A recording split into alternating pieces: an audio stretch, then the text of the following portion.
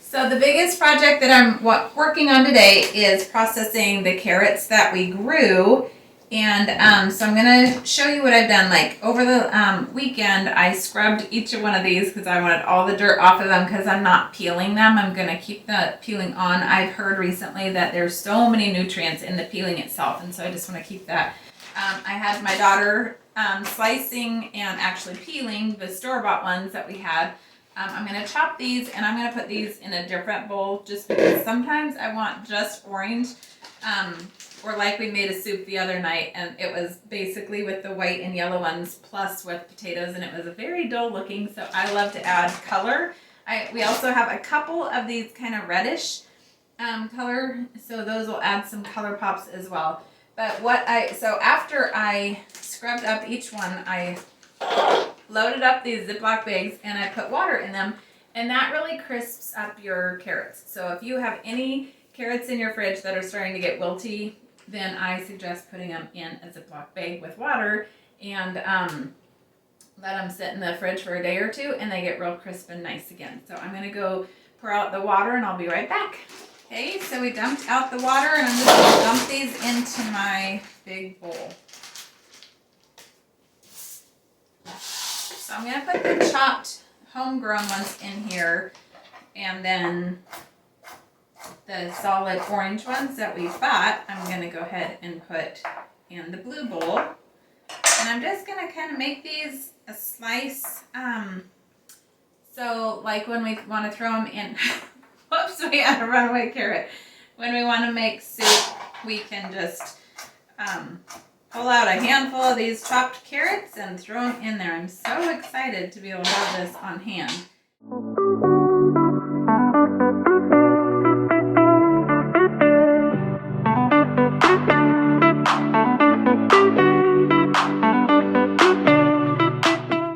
And sometimes you just realize you got to bring in the big guns. I was like, why am I chopping these? This is going to take me all day long. I'm bringing in my food processor. So here we go.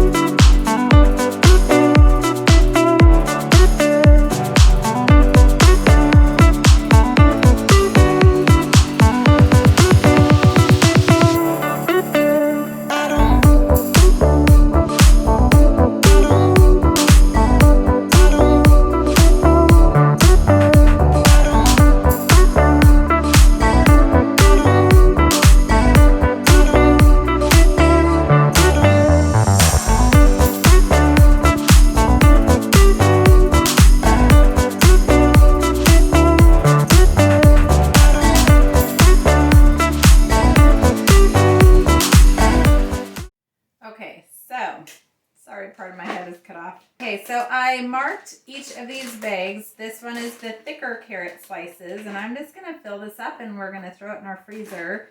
I wrote homegrown carrot slices, thicker, homegrown 2022. So that's just how I'm labeling it. I'm just reusing the Ziploc baggies that I used over the weekend after I got them all sliced up. So I'm just going to fill up each of these. I'm going to fill up the thinner slices in here, and I have the colorful bowl for the colorful carrots. That was my little way to remember everything. So not that it matters at all, but I just wanted to share with you. I am noticing in these that they are not equal. We've got rounds, and we've got long ones, and we've got a little bit shorter ones, but elongated. And I don't know if you can see these good enough. There we go. But the perfectionist side of me would say, like be irritated. I'm not even going to worry about it. In fact, I'll show you how far I've come. I am, like, this bag is free, or is full, excuse me. Whatever I can't fit also in here, I'm probably going to end up just mixing the two, or mixing these two, because these are the same depth. Although, because these were already sliced, in carrot sticks, they seem thinner. So I am, there's probably really not much of a difference. So we're just going to let it be what it is and be thankful that we have the freezer to freeze it all and store it in that way, preserve it in that way. And also, I am really excited because I have been learning to can. I've been doing a little bit. I've done a chicken vegetable soup that was so good. And I wrote down my recipe as I was making it. And so I'm going to be able to use these in that. And so these will actually be able to be shelf stable in the soup shortly. But until I can get to that, I'm learning all of the gardening and all the processing.